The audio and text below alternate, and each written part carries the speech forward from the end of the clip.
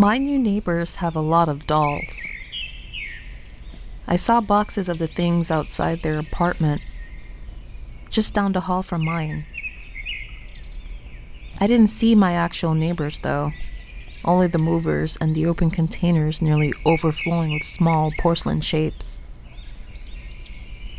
I watched from my doorway as more than a dozen of the boxes were piled up in front of the empty apartment. Who needs those many dolls? I asked one of the movers as he walked back towards the elevator. He just shook his head. I considered saying something to the guy about how all of the boxes. Jesus, did they all have dolls spilling out? They're blocking the hallway. A fire hazard. But the mover was a fucking giant, as were all of his co-workers, and I figured it wasn't really my problem. I went back inside to make lunch. When I checked a few hours later, all of the boxes were gone. My new neighbors had moved in. I pictured two old ladies, ancient ladies, Ethel and Gert or something like that. They'd have shelves and shelves of dolls, a few cats, and infinite fields of family pictures on the walls. The dolls were creepy as hell, but if my guess about their owners were correct, at least my new neighbors would be quiet. I spent the rest of that afternoon drinking screwdrivers and searching for jobs. The local classifieds weren't promising, but I did some napkin math and figured I could squeak out enough to survive by selling various body fluids and working a little bit of retail. It was hot, so I had my bedroom window open trying to save on AC. I watched the sunset from my fire escape and washed it down with a tall glass of bourbon. The city always looked like it was burned clean when dusk came crashing over the skyline. I passed out on the couch watching cartoons sometime around midnight.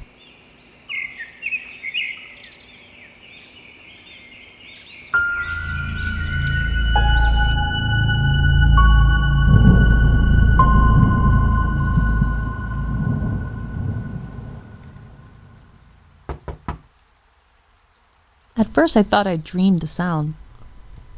I blinked when I heard it again.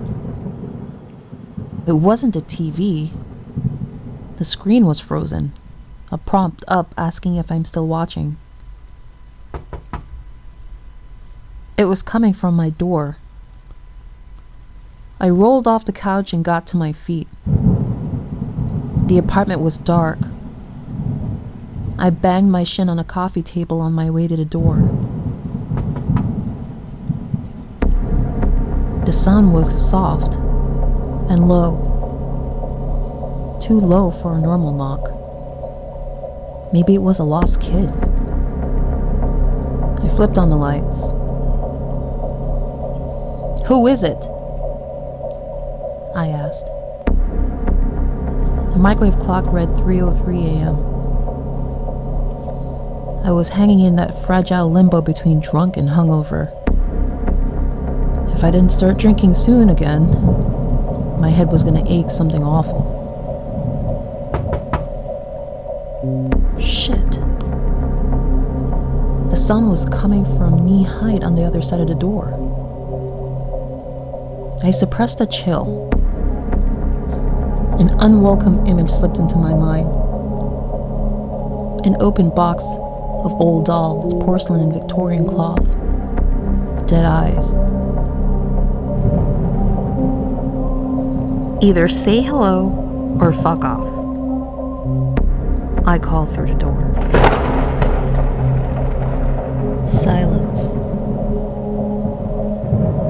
Hello? Someone said from the hall. It was difficult to tell through the door, but the voice sounded male. High-pitched, soft. "It's 3 a.m, buddy," I said, pronouncing buddy the same way you would asshole. "What do you want?" Can we come in? A new voice. Feminine and even softer than the first. I looked out the peephole. There were 2 people standing outside in the hall. They were so close to my apartment that I couldn't make out much more than an ear and a slice of cheek from each. One had long blonde hair. The other had shorter, darker hair. Both wore old-fashioned clothes, maybe from the 50s. A white Marilyn Monroe dress. A brown Sinatra suit. Mr. and Mrs. New Neighbors, I presumed. I leaned my forehead against the door. Y'all, it's 3 a.m. Are you having a medical emergency? A pause. No, one of the voices said. I couldn't tell which. Then fuck off. No.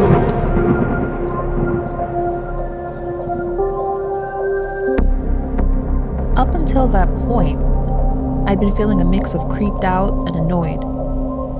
The no escalated me right past angry to fuck around and find out. I'm calling the cops, I shouted. Or I'm gonna grab my bat from the closet. I don't know which. I'm crazy. It's early. I'm drunkish. Leave me alone. No. Motherfuckers.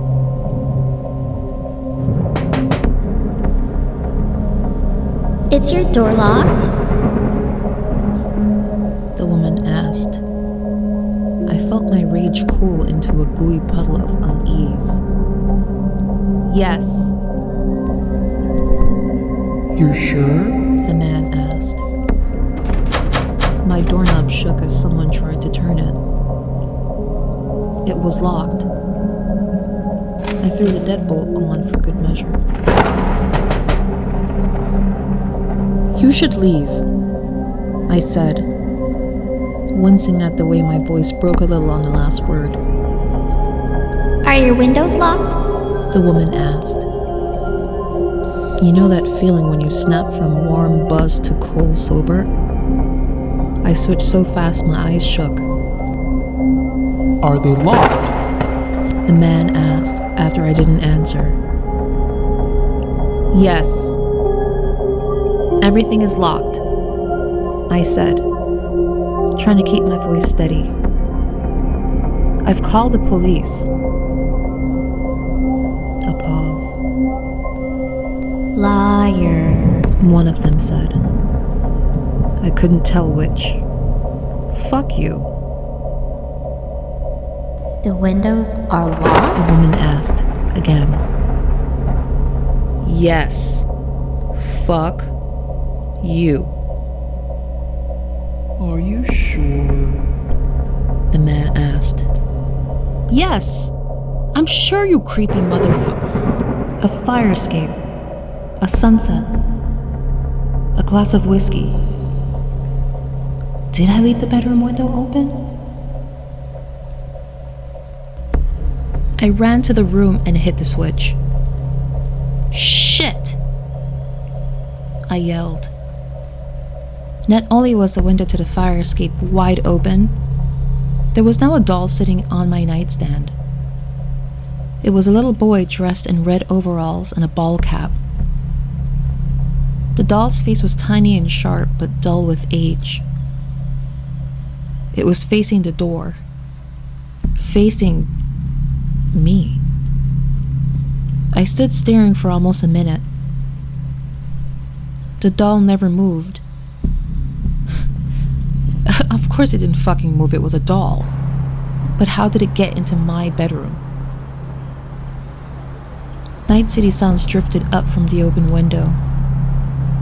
Even at 3 a.m., there was traffic, arguments, cats courting in the alley.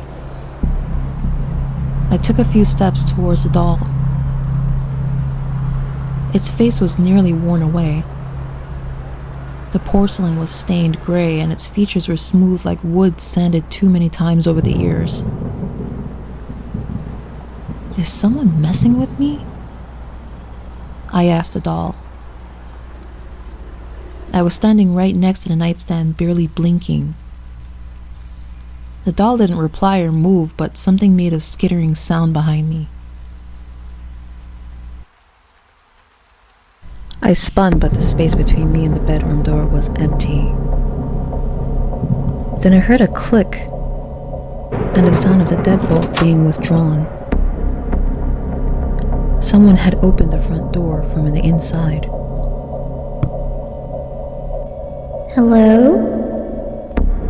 A soft voice called out from my living room. It felt like my feet were nailed to the floor. I couldn't catch my breath. The window to the fire escape was still open. I took 2 steps towards it and stopped. There were dolls all over the stairs, the railing, little Victorian-looking fucks with dirty porcelain skin. They were all facing the window.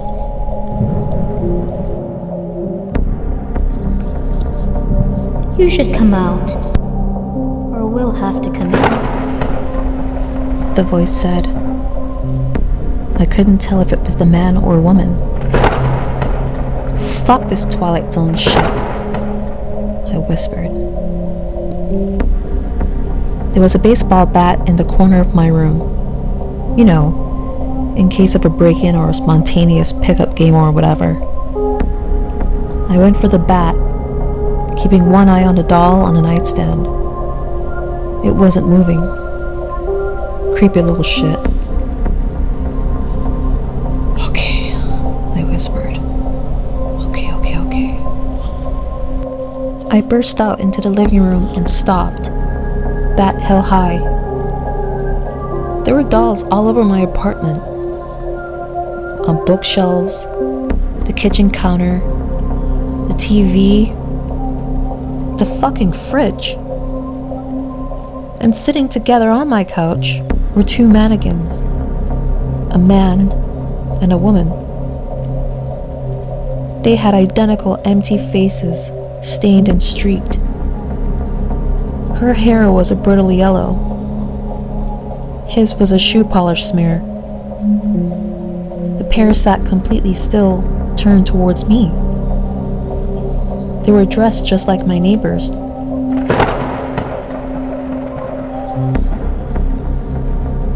Not all of your windows were locked. The man said, his mouth never moving. We just wanted to say hi. The woman said, lips not so much as twitching. These were my neighbors. What the fuck? I asked, bat still up. It was a prank. Had to be. Someone filled my house with dolls and now they were throwing their voice. I don't know why or exactly how, but there was no other logical explanation. What do you want? I yelled, moving around the room. Are you sure you want to know? A voice whispered from behind my ear. I whirled around and swung the bat, connecting with nothing but air. I raised the weapon up, then felt it slip from my numb fingers. All of the dolls had moved. Every one of the things, maybe 20 or 30, were facing me. And my neighbors, the mannequins, now they were standing up. There was no shiver of life in either of them, no rise and fall of lungs in motion, no blinking. I watched them for so long. What is going on? I asked. We're waiting, The female voice said. My neighbors were between me and my door. I carefully began bending down to pick up the bat.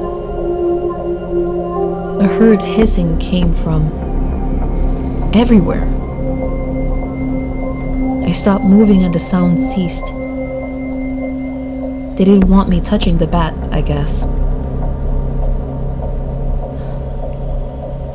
What are we waiting for? I tried to inch my way towards the kitchen, casual as an office Friday. I was pretty sure my phone was on the small table in there where I'd been drunk texting my ex. A quick glance confirmed that my phone was there, right next to 3 dolls. All of them were watching me with shiny black eyes. It reminded me of the time I found a nest of small snakes in my parents' garage. You should relax. The male voice said. Have a seat. I turned back to find both of the mannequins had returned to the couch. Something about them was different. Their skin looked softer. There was color in the dirty porcelain, and I thought I saw the slightest movement in their chests. I went to my desk in the corner and sat down, never taking my eyes off the creatures. You didn't tell me what we were waiting for. friends. The female voice said. We've been waiting for more than an hour. The dolls didn't react when I opened my laptop, but the hissing returned when I tried to use Zoom to contact 911. No calling for help. I'm tempted to try to see what happens. Just not yet. This is the strangest, most terrifying thing that's ever happened to me. But I can't help feeling this nauseating curiosity. I think whatever we're waiting for is here. Something is tapping at the door and all of the windows. They're hissing again. If anything happens to me, there's a girl named Katie J in Baltimore. Tell her I'm sorry about her birthday party. And I'm sorry about...